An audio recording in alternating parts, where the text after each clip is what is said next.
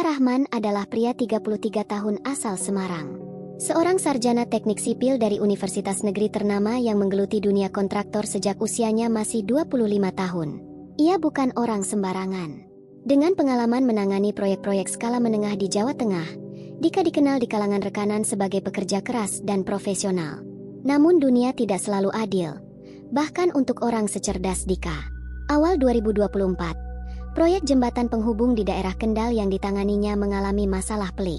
Salah satu vendor utama telat membayar material baja hingga miliaran rupiah. Proyek mangkrak. Dika bangkrut perlahan. Ia mulai menjual satu persatu aset pribadi, mulai dari motor trail kesayangannya hingga peralatan kerja. Bahkan, ia sempat menawarkan mobil Avanza milik istrinya. Di tengah keputusasaan itulah, muncul sebuah iklan di Facebook. Akun bernama Asia Work Global memasang lowongan pekerjaan untuk site engineer di perusahaan konstruksi asing yang konon tengah membangun pusat industri di Asia Tenggara. Gaji yang ditawarkan sungguh menggiurkan, $2.300 Amerika per bulan, ditambah fasilitas akomodasi, makan, bahkan bonus bulanan. Dika tergiur. Ia klik tautan dalam postingan tersebut yang membawanya ke grup WhatsApp tertutup. Di sana, ia disambut oleh admin grup bernama Pak Bram. Suaranya ramah, logatnya khas Jawa. Mas Dika, kebetulan saya juga alumni teknik sipil. Kami butuh orang lapangan seperti panjenengan. Pekerjaan ini halal, Mas. Proyek milik investor Singapura, katanya. Pak Bram mengatakan bahwa lokasi proyek ada di perbatasan Myanmar, dekat kota Tachi Lake. Tapi jangan khawatir, masuknya dari Thailand. Kami sudah urus semua dokumen. Mas tinggal bawa paspor dan baju secukupnya saja. Lanjutnya, awalnya Dika masih ragu, tapi ia melihat ratusan anggota lain dalam grup. Banyak yang berpendidikan tinggi, ada yang dari Bali, Makassar, bahkan Medan. Semuanya terlihat serius menanti giliran diberangkatkan. Pak Bram juga meyakinkan bahwa keberangkatan Dika akan dibantu oleh agen perjalanan resmi. Masuk lewat Thailand, itu jalur umum. Visa turis, nanti disambut oleh tim lokal yang sudah kerja sama dengan kita. Istrinya, Ayla, sempat curiga. Kenapa kita nggak bisa cek perusahaan itu di Google, Mas? Tanya Ayla. Tapi Dika terlalu lelah untuk berpikir jernih. Baginya, ini satu-satunya jalan agar ia bisa menutup utang proyek dan membiayai sekolah anaknya yang baru masuk SD. Akhirnya, pada 10 Februari 2024, Dika berangkat dari Bandara Internasional Ahmad Yani. Ia membawa koper kecil, paspor, dan sekantung doa dari istrinya. Tiket dan hotel transit sudah dipesankan oleh pihak perusahaan. Tujuan awal, Bangkok, Thailand. Setibanya di Bangkok, Dika bertemu dengan beberapa WNI lain di lobi hotel. Mereka juga mengaku berasal dari Jawa dan Sulawesi. Ada yang bekas karyawan bank, ada yang mantan dosen. Semuanya punya cerita nyaris serupa. Kehilangan pekerjaan, gagal usaha, dan tergoda iklan kerja asing dengan janji bayaran besar. Namun yang membuat Dika mulai curiga adalah ketika ponselnya diminta oleh penjemput. Pria itu memperkenalkan diri sebagai Ko Awi, berkebangsaan Myanmar, namun fasih berbahasa Indonesia. HP kamu aman sama saya. Ini prosedur standar, katanya sambil tersenyum. Tapi senyum itu terasa dingin. Bus kecil kemudian datang dan membawa mereka keluar dari kota Bangkok menuju utara. Dika bertanya, kita kemana? Ko Awi menjawab santai, tenang, Mas. Nanti sampai di tempat kamu akan kerja. Perjalanan memakan waktu hampir 12 jam. Mereka melewati daerah perbukitan, jalan setapak yang sepi, hingga akhirnya tiba di sebuah kompleks bangunan besar dengan pagar tinggi dan kawat berduri. Ada pos penjagaan bersenjata di gerbang. Seketika jantung Dika berdegup kencang. Ini bukan kantor. Ini seperti penjara. Ia hendak menanyakan apa yang sebenarnya terjadi, tapi sebelum sempat bicara, seorang pria bertubuh besar dan bermuka masam langsung menyoraki mereka dalam bahasa asing.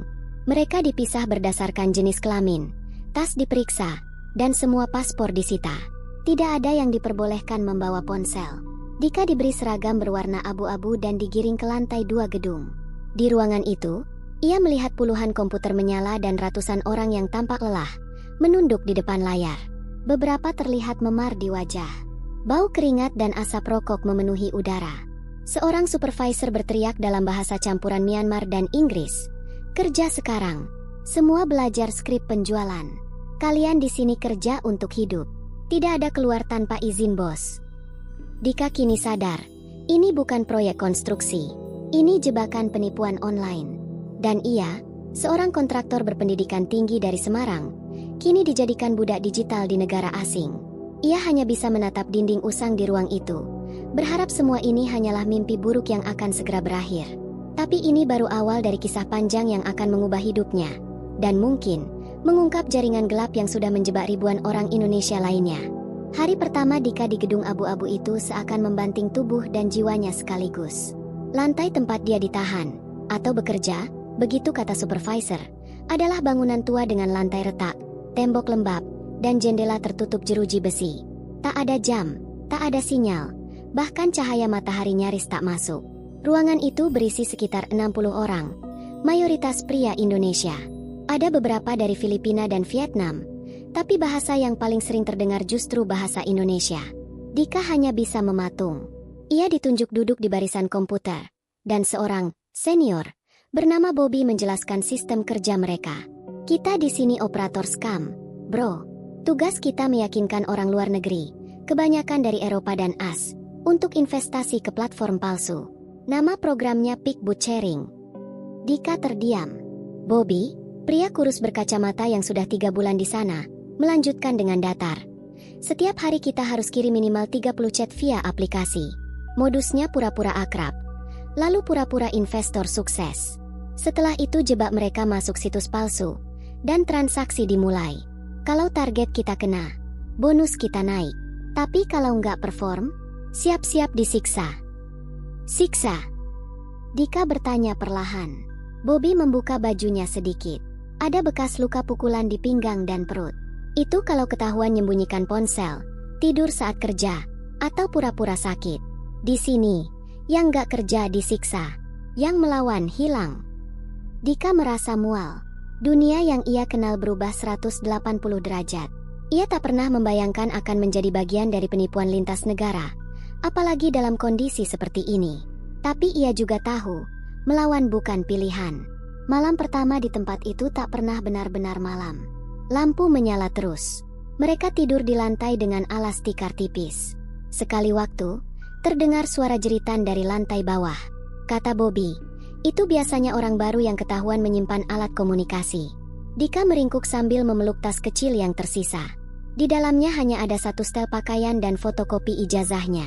Ijazah teknik sipil, kini tak berarti apa-apa.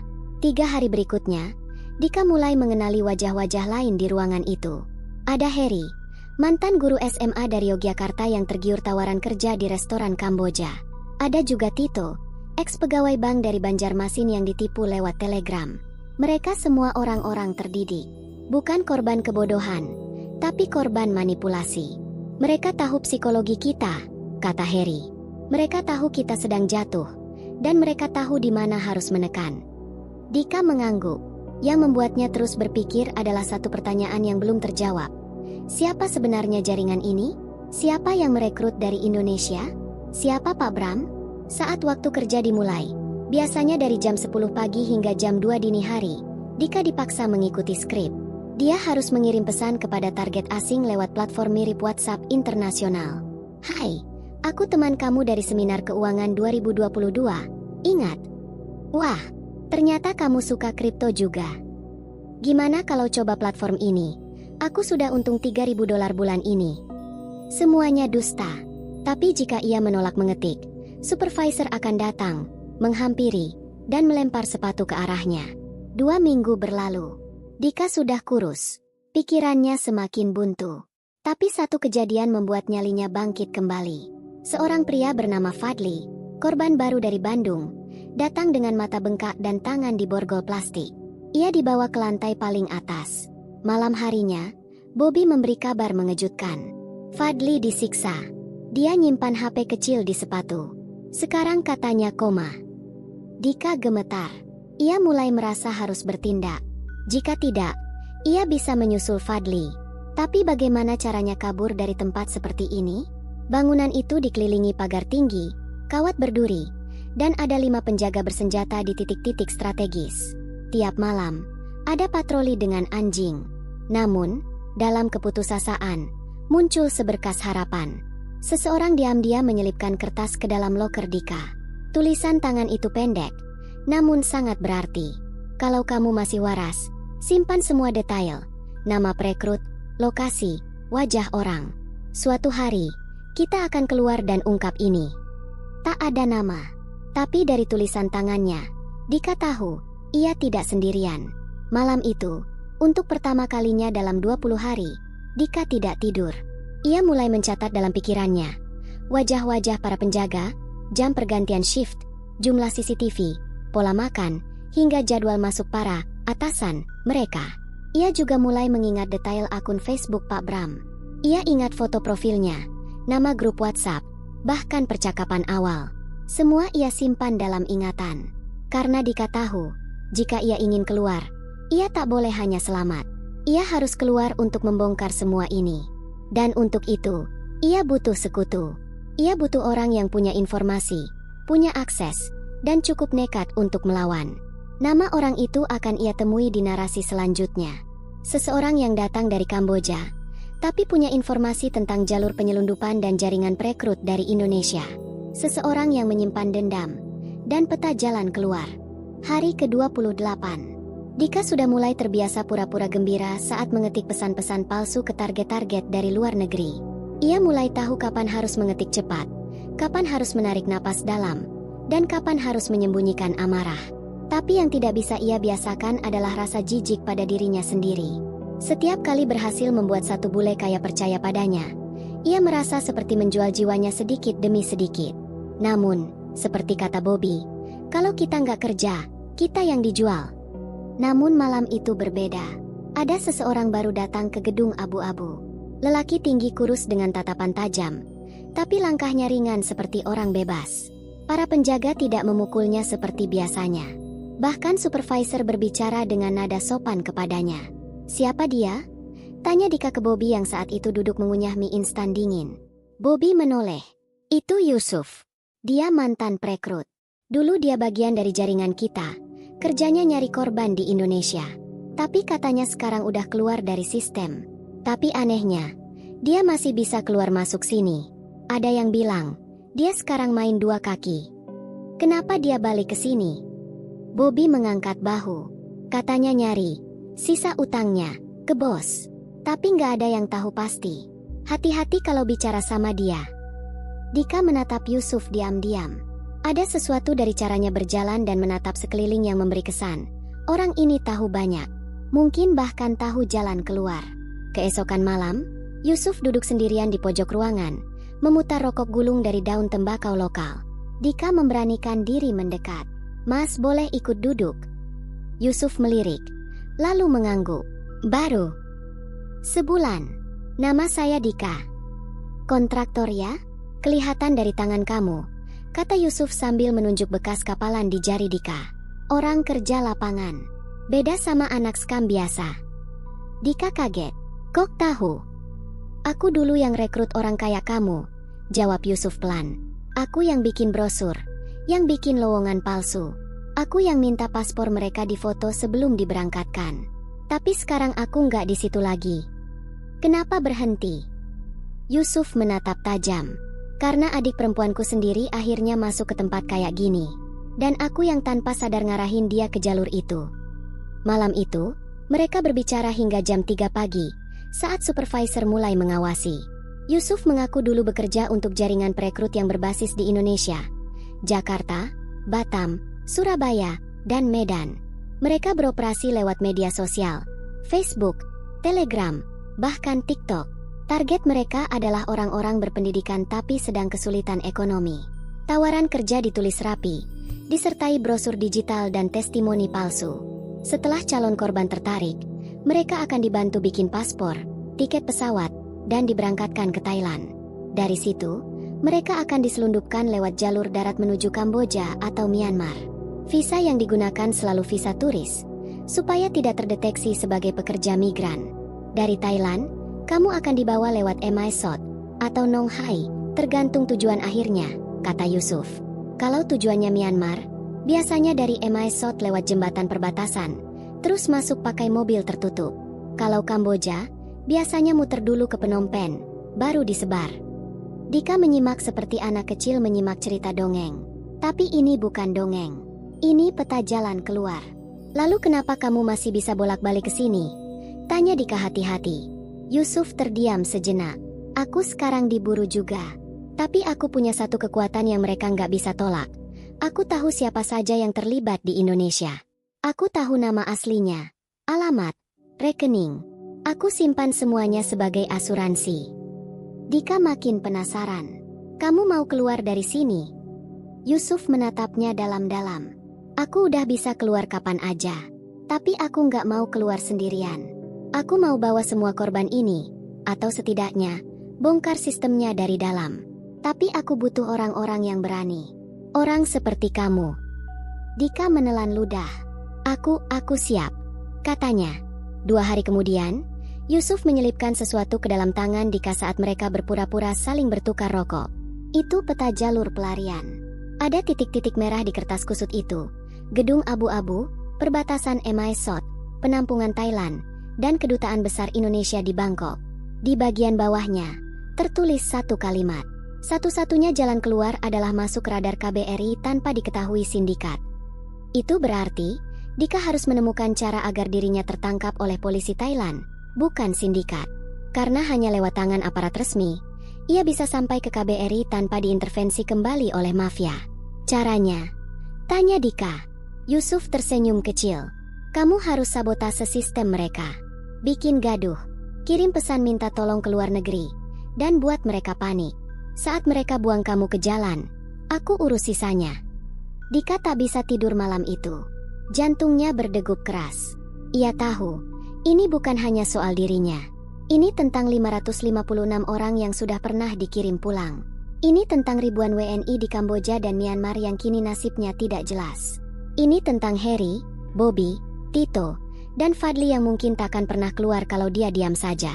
Malam itu, Dika membuka satu akun Telegram operator yang sudah tidak terpakai. Ia mengetik satu kalimat. Saya korban TPPO dari Indonesia. Saya di Myanmar. Tolong bantu saya. Kirim pesan ini ke KBRI Bangkok. Lalu ia kirim ke akun Telegram publik Kedutaan Besar Indonesia yang dulu pernah ia lihat di Google. Dan menunggu. Pagi itu terasa berbeda. Suara langkah para penjaga yang biasanya terdengar malas kini terdengar cepat dan tegas.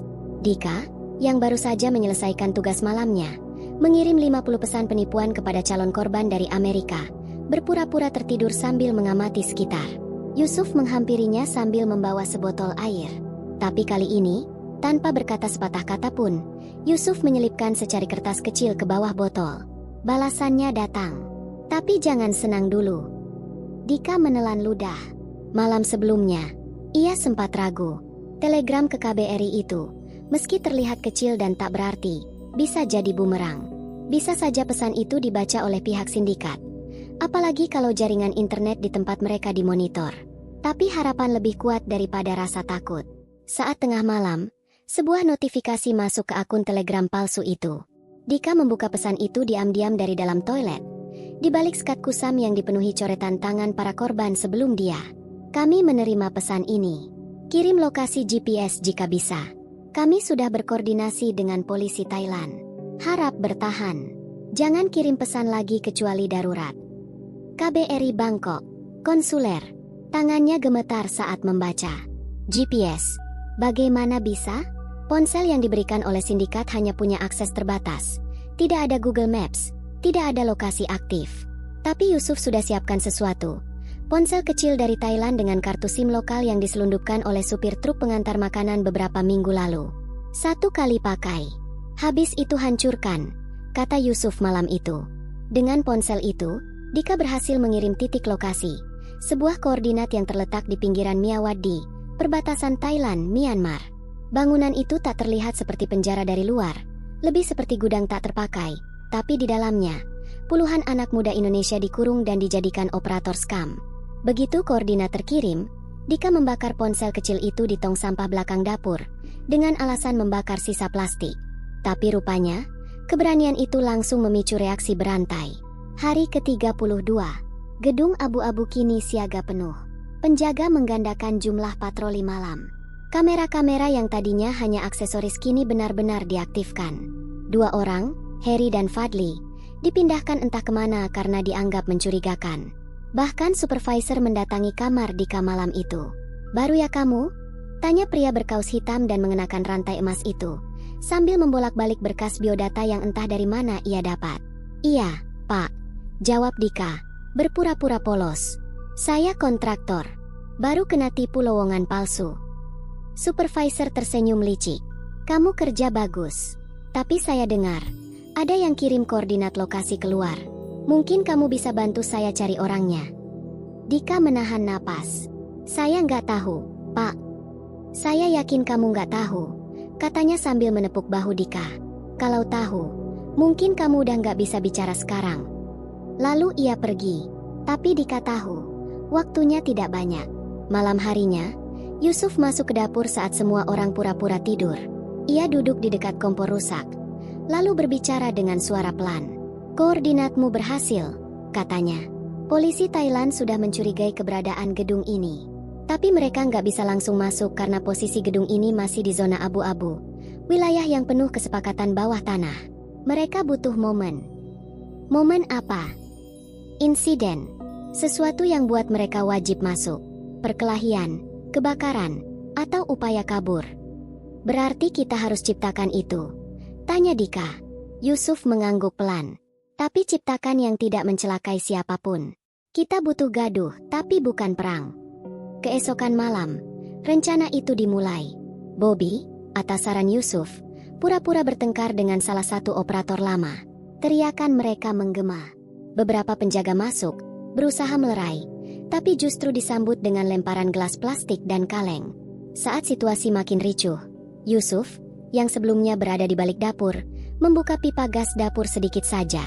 Ia tahu, alat pendeteksi gas akan berbunyi, dan itu bisa menjadi alasan bagi siapapun yang di luar untuk mencium kejanggalan. Tidak lama kemudian, satu kendaraan asing parkir diam-diam di luar gedung. 3 pria berpakaian sipil dengan emblem Thailand muncul. Yusuf melihat dari balik celah jendela. "Itu mereka," katanya pelan. Tapi yang terjadi selanjutnya di luar dugaan. Salah satu penjaga tampaknya sudah menyadari keberadaan orang luar. Ia mengeluarkan senjata dan mulai berteriak dalam bahasa Myanmar. Suasana berubah tegang. 3 pria Thailand itu mundur cepat. Yusuf tahu, kalau mereka gagal masuk hari ini, kesempatan berikutnya bisa berminggu-minggu atau tidak pernah sama sekali. Ia menoleh ke Dika. "Saatnya. Sabotase server." Dika, dengan jantung hampir copot, berlari ke ruang komputer utama. Ia tahu sedikit tentang sistem server berkat pengalaman proyeknya dulu. Dengan cepat, ia menarik satu kabel penting, listrik padam. Suara UPS berbunyi, komputer meledak ringan. Layar semua monitor mati. Seluruh lantai 3 gelap. Penjaga panik. Beberapa mencoba menyalakan genset, tapi Yusuf sudah memotong alirannya. Dan saat itu juga, Yusuf menekan satu tombol di remote kecil dari sakunya. Alarm palsu kebakaran berbunyi. Gedung itu gempar. Operator berhamburan. Para penjaga saling berteriak. Beberapa bahkan mulai memaksa korban keluar untuk dievakuasi. Itu momen yang ditunggu. Polisi Thailand yang sedari tadi menunggu, langsung bergerak. Mereka masuk cepat, langsung menangkap 2 penjaga di luar dan menyamar sebagai tim evakuasi.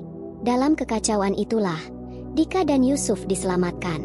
Bukan hanya mereka, 12 korban lain juga ikut diam-diam dibawa keluar lewat truk makanan yang diparkir di belakang. Tapi belum selesai. Satu suara pelan dari dalam truk membuat Dika menoleh. "Kamu Dika, ya?" tanya seseorang dari kegelapan. Dika menatap heran. "Kamu siapa?" "Aku dari KBRI Bangkok. Tapi aku juga mantan korban. Aku tahu siapa kamu, dan sekarang kita harus bergerak cepat sebelum mereka tahu siapa yang membocorkan jalurnya." Dika terdiam. Perjalanan baru saja dimulai. Truk itu melaju pelan melewati perbatasan Thailand, Myanmar. Angin malam menerobos celah-celah dinding logam yang tipis. Di dalamnya, Dika, Yusuf, dan belasan korban lainnya masih berusaha memahami apa yang baru saja terjadi. Mereka diselamatkan, ya, tapi wajah-wajah di dalam truk itu belum menunjukkan kegembiraan. Belum ada pelukan bahagia. Belum ada tawa lega. Karena mereka tahu, belum tentu mereka benar-benar bebas. Seseorang di belakang menyentuh bahu Dika. Ia mengenakan jaket dengan lambang kecil di dada. KBRI Bangkok Tim Konsuler Darurat. Aku Wisnu, katanya pelan. Kami menerima koordinatmu. Kami juga tahu risikonya besar untukmu. Tapi maaf, kamu tidak bisa langsung pulang. Pagi itu, di sebuah cafe house dekat Emai Sot, Thailand, Dika duduk di ranjang sempit sambil menatap jendela kecil yang tak memperlihatkan apa-apa kecuali tembok abu-abu. Yusuf duduk di kursi kayu, mengoleskan salep ke luka-lukanya, hasil dari kontak fisik semalam saat keributan pecah. Wisnu masuk membawa kopi dan map coklat. Setidaknya 14 dari kalian aman sekarang, katanya. Sebagian lain dibawa ke shelter lain. Tapi untuk Dika dan Yusuf, kami harus ambil langkah berbeda. Langkah apa maksudnya? Tanya Yusuf waspada. Kalian diincar. Pihak sindikat tahu, sabotase itu bukan kecelakaan. Mereka curiga kalian dalangnya. Mereka punya jaringan bukan cuma di Myanmar, tapi juga di Thailand. Bahkan beberapa bisa menjangkau Indonesia. Dika menunduk.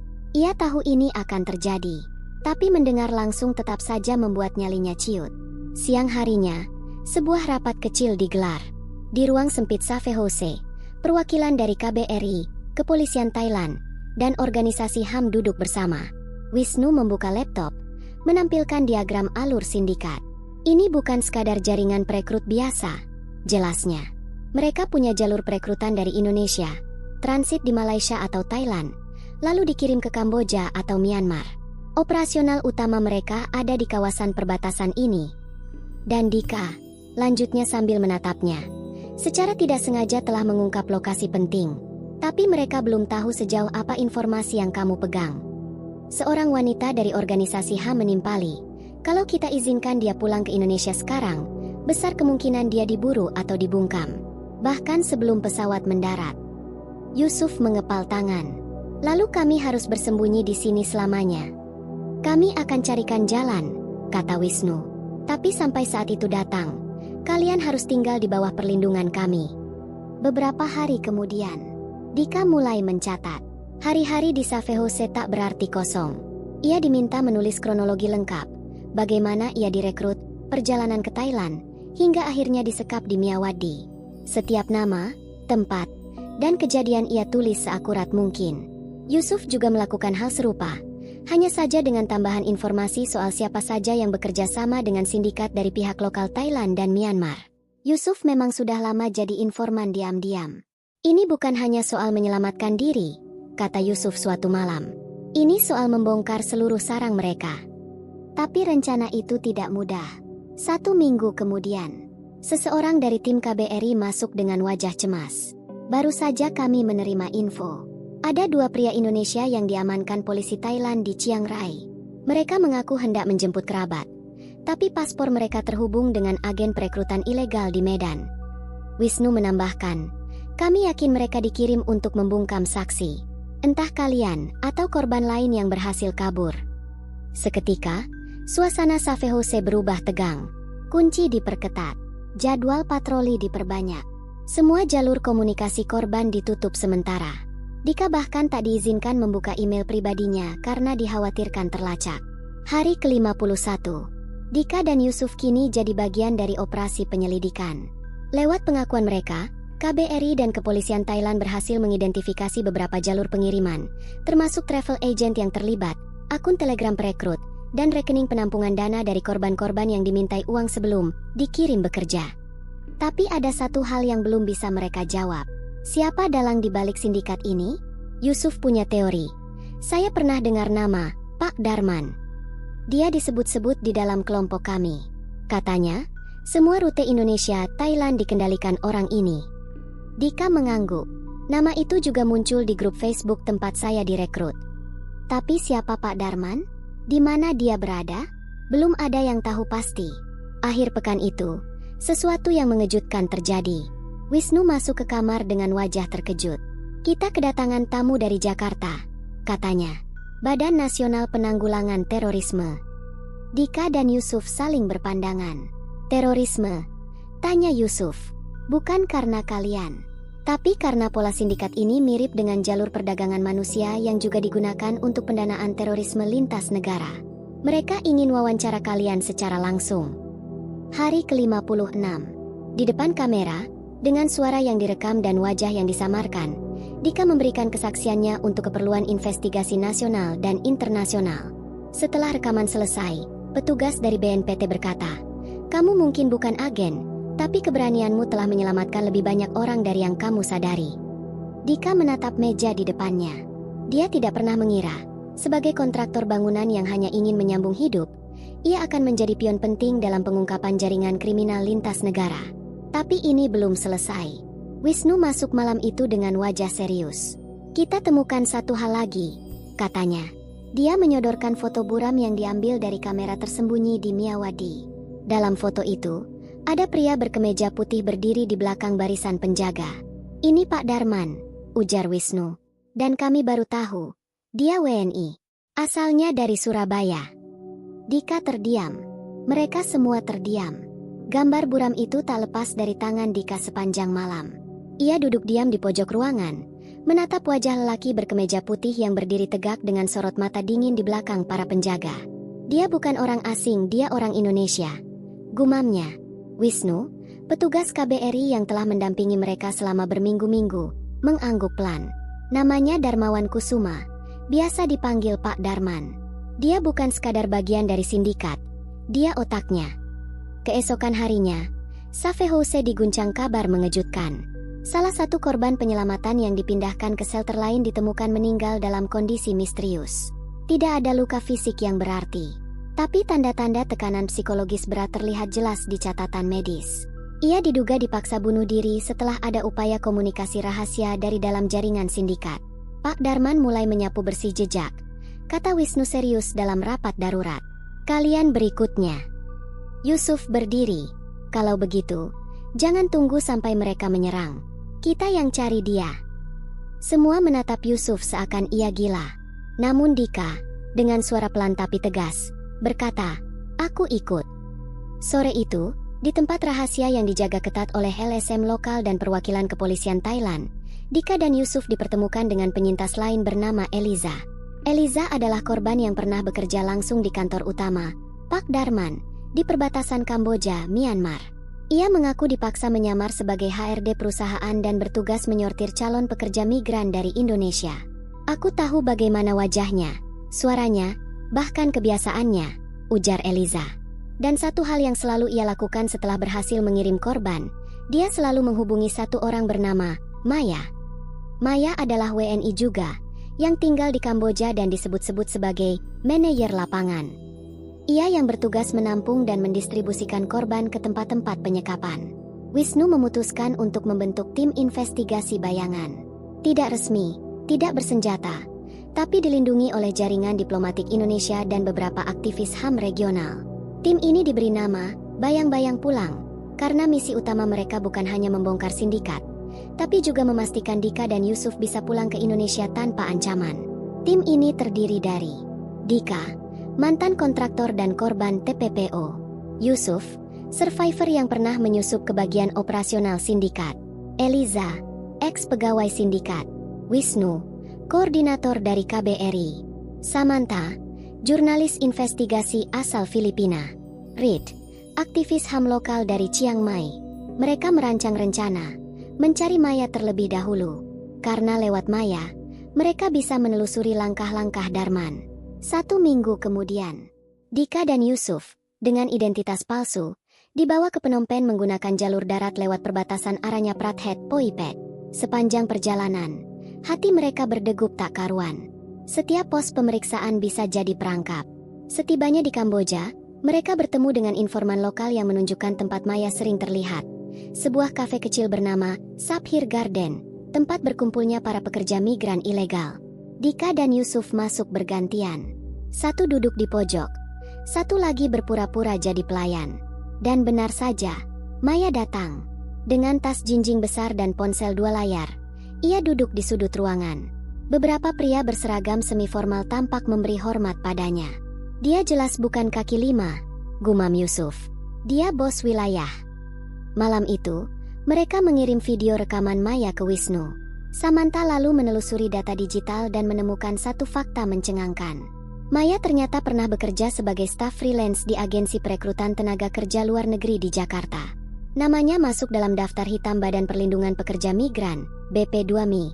Namun tidak pernah ditangkap karena tidak cukup bukti hukum. Ini bukan jaringan kecil, kata Samantha.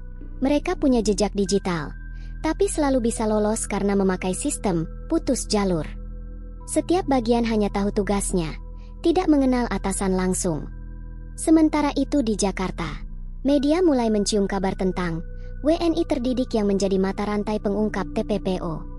Sebuah media alternatif merilis laporan investigasi dengan judul "Korban Menolak Pulang, Kesaksian Dika dan Yusuf, dua pekerja terdidik yang bongkar jaringan global TPPO." Meski identitas mereka disamarkan, sindikat tentu tak tinggal diam. Dalam beberapa hari, jaringan mereka mulai beroperasi kembali. Sinyal komunikasi Dika kembali dicoba dilacak. Telepon anonim mulai masuk ke ponsel Samantha.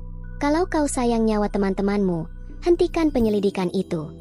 Malam harinya, Dika duduk di kamar hotel murah bersama Yusuf. "Kita bisa berhenti di sini," kata Yusuf. "Tugas kita sudah cukup. Biarkan pemerintah yang lanjut." Tapi Dika menggeleng. "Selama Pak Darman bebas, selama orang kayak Maya terus kirim orang Indonesia ke neraka, aku nggak bisa tidur tenang." Mereka tahu, keputusan ini bukan sekadar petualangan. Ini pertaruhan nyawa. Dan besok, mereka akan mengatur pertemuan langsung dengan Maya, berpura-pura jadi korban baru yang ingin mendaftar kerja. Phnom Penh sore itu panas dan lembab. Lalu lintas berdenyut lambat di tengah jalan sempit dan penuh debu. Di balik tumpukan kios makanan dan motor berjejer, satu misi besar sedang digodok. Menjebak Maya, kaki tangan utama sindikat perdagangan manusia. Dika duduk di kursi plastik sebuah warung kopi kecil, mengenakan kaos lusuh dan topi senam, menunduk dalam diam.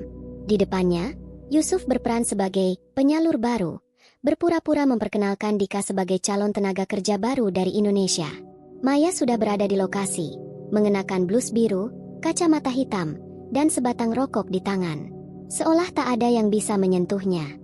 Dari kejauhan, Eliza memantau sambil bicara lewat mikrofon mini di telinga Dika. Dia bawa dua orang laki-laki. Salah satunya pernah jagain gudang tempatku dulu di Skap. "Salurkan infonya ke Wisnu," jawab Dika pelan. Mereka semua tahu, ini bukan sekadar percakapan. Ini jebakan yang harus berjalan sempurna. Jika Maya curiga, Dika bisa tak kembali hidup-hidup. Percakapan dimulai.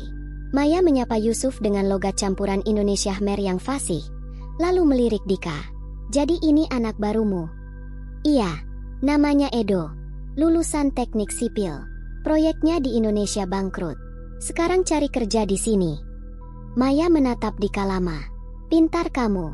Tapi kamu tahu, ini kerja kotor kan? Gaji besar, tapi risikonya nyawa."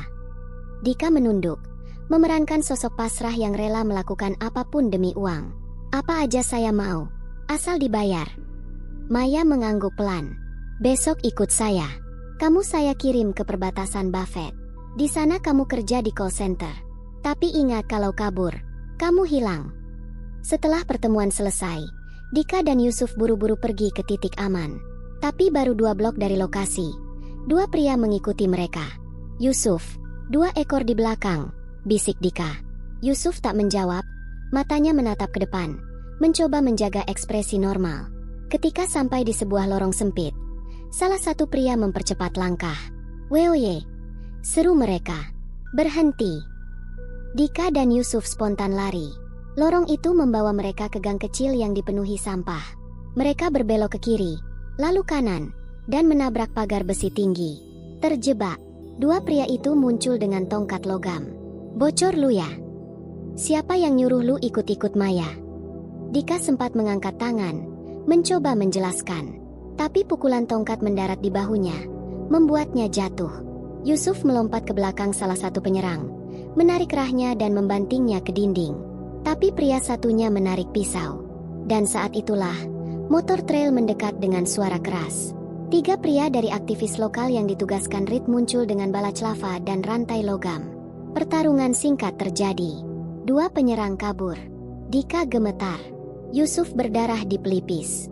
"Cepat, kalian harus keluar dari Phnom Penh malam ini juga," seru salah satu penyelamat. Di cafe house rahasia di pinggiran Phnom Penh, mereka merawat luka dan menyusun ulang rencana. Gagal sudah. Maya pasti curiga, kata Yusuf. Tidak juga, kata Eliza. Kalau Maya yakin kamu bocor, kamu sudah mati. Dia masih akan anggap kalian berharga. Wisnu bergabung via video call. Saya sudah kirim data Maya ke Interpol. Tapi untuk penangkapan, kita butuh bukti bahwa dia terlibat langsung dalam pengiriman. Berarti kita harus masuk ke Buffett, gumam Dika. Ke titik pengiriman itu. Reed menatap mereka. Kalian sadar, Buffett itu sarangnya mereka. Kita masuk ke sana, ibarat masuk kandang macan. Malamnya, Dika menulis surat. Ia tak tahu apakah akan bisa kembali hidup-hidup. Surat itu ditujukan ke keluarganya di Semarang.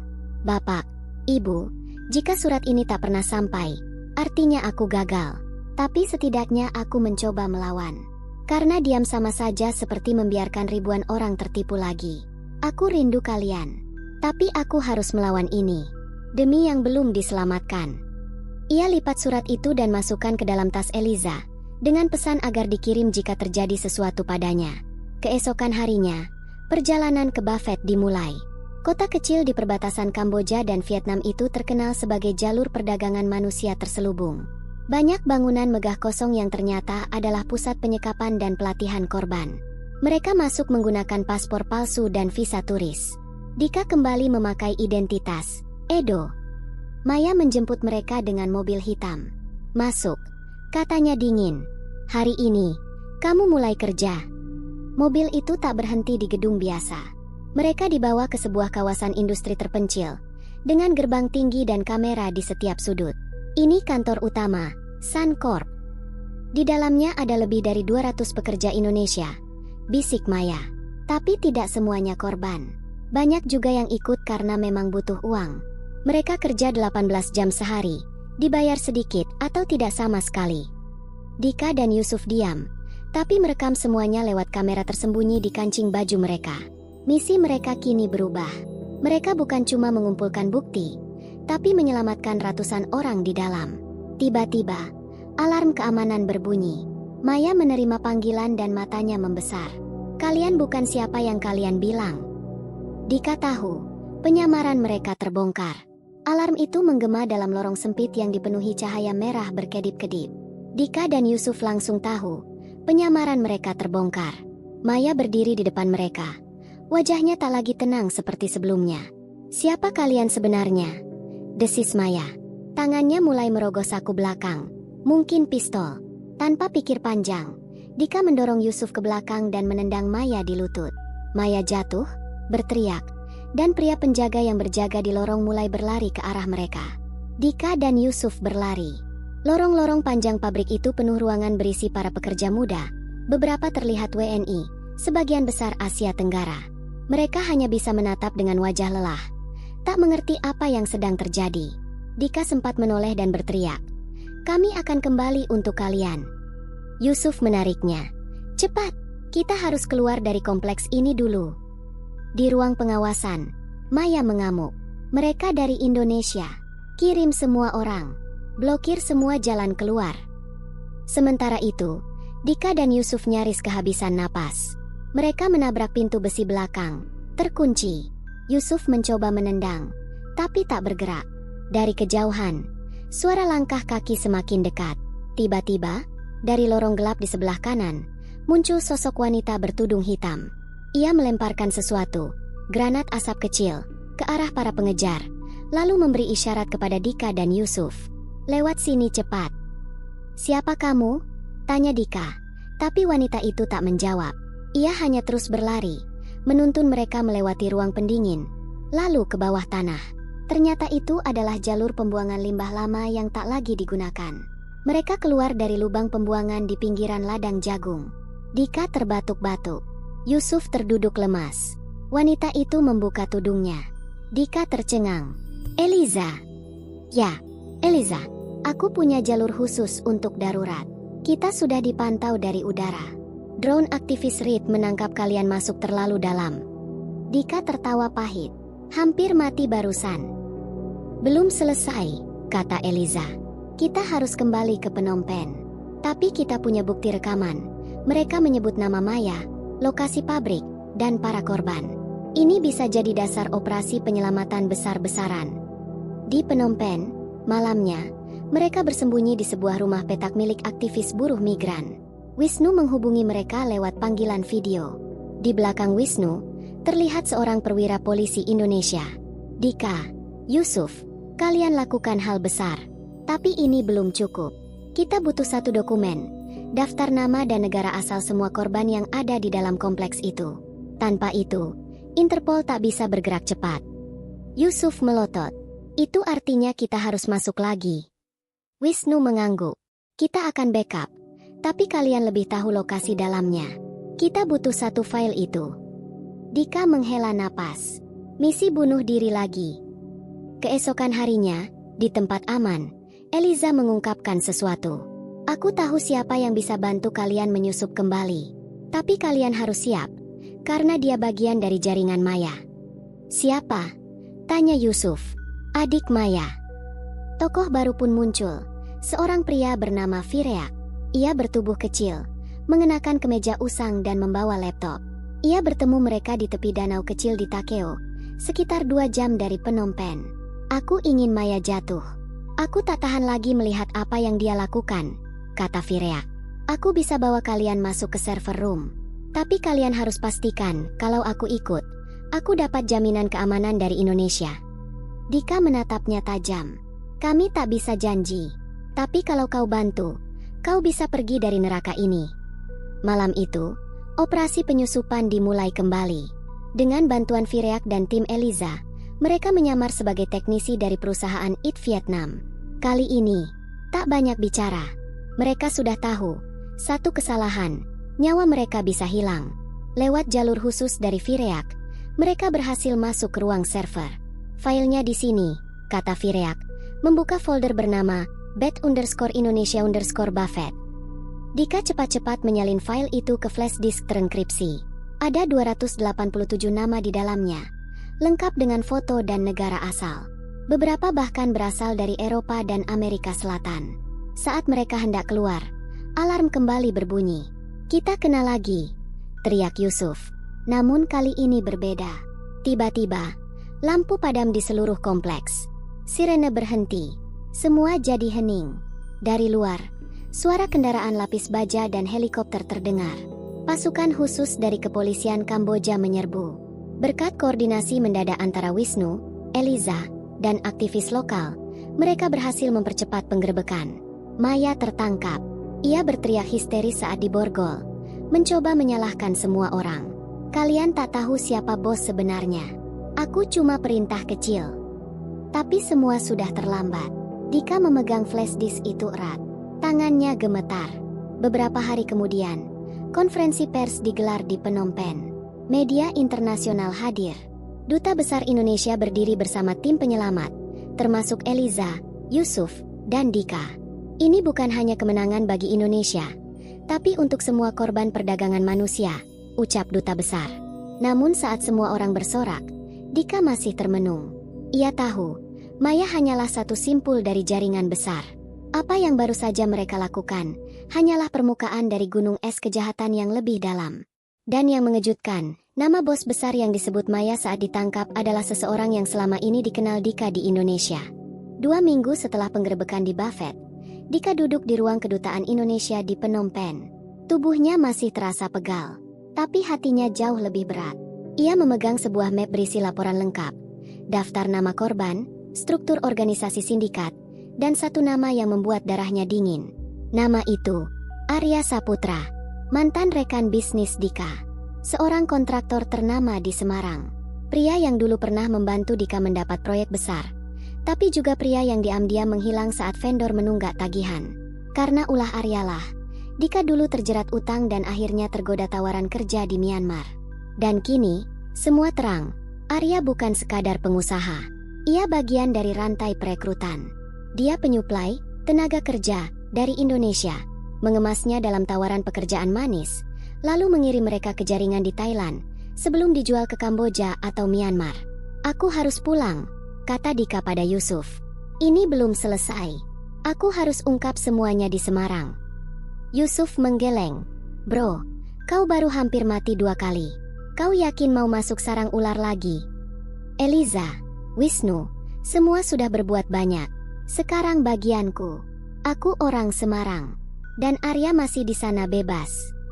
April 2025. Dika kembali ke Indonesia. Ia tak langsung pulang ke rumah ibunya. Ia menyamar, menyewa kamar kos kecil di pinggiran Tembalang. Di tangannya, flash disk berisi salinan laporan dari Phnom Penh, berisi transaksi keuangan mencurigakan atas nama Arya, foto-foto pertemuan dengan Maya, dan daftar rekening luar negeri. Dika menghubungi kontak lama. Wahyu, jurnalis investigasi yang dulu pernah membongkar kasus korupsi proyek jalan tol. Wahyu, aku punya cerita, tapi ini bisa bikin kita dibungkam. Wahyu menyambutnya di sebuah warung kopi sepi. Saat Dika membuka flash disk, Wahyu terdiam cukup lama. Lalu berkata pelan, "Kita harus rekam pengakuanmu. Lalu kirim ini ke redaksi pusat. Kalau aku tiba-tiba menghilang, setidaknya datanya tetap ada."